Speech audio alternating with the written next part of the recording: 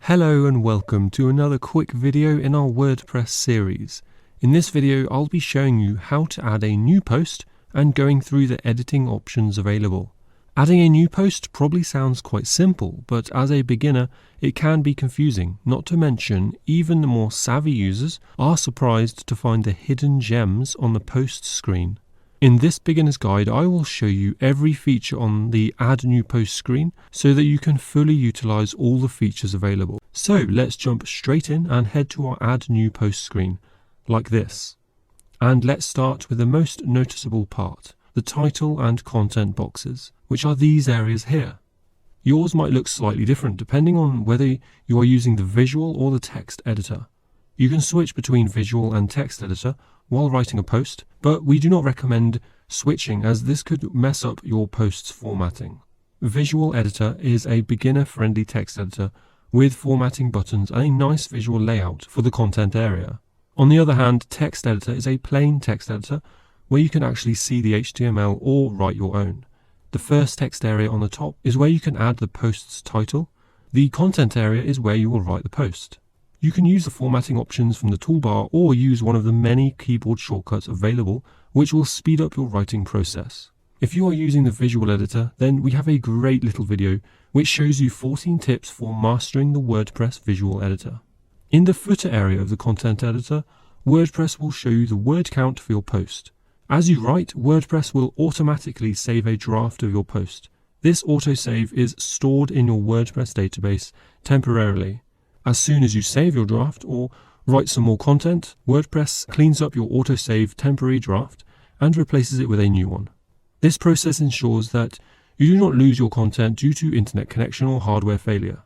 The post editor shows your current draft and autosave status in the footer next to your word count. Now let's have a look at images and media in our posts. Between the title and content fields, there is a large Add Media button. You will need to click on it when you want to upload an image or any other media to a WordPress post. This will launch the Media Uploader in a pop-up window. Simply click on the Select Files button to upload images or any other media to your WordPress site. You can also create image galleries and audio playlists from uploaded files. The WordPress post edit screen is divided into two columns. The column on the left contains the post title and content editor. On your right hand side you have different meta boxes to configure post settings. The topmost meta box in this column is labeled Publish. This is where all the publishing options for your posts are managed. So let's have a look at a few of them.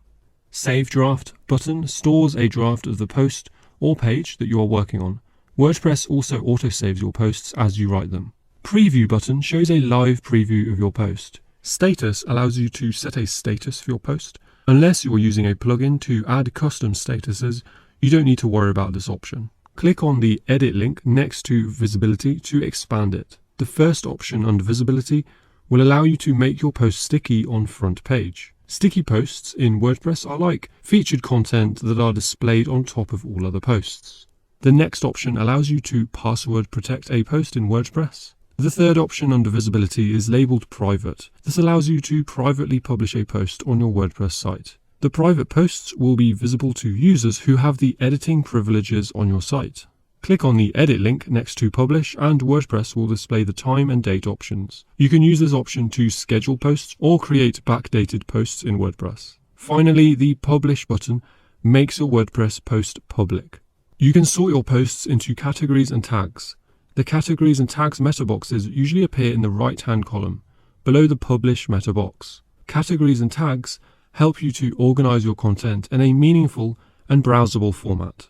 Your users can find your content more easily, and it boosts your website's SEO. Search engine optimization is a whole other video.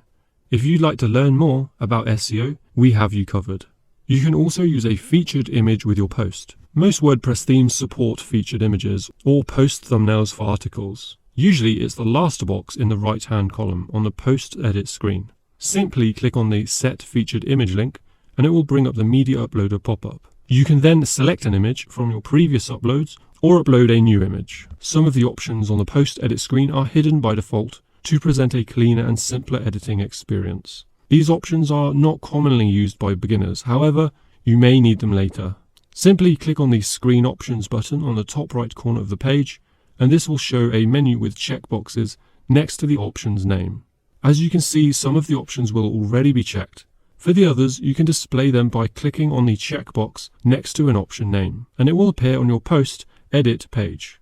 Bonus tips for creating WordPress posts.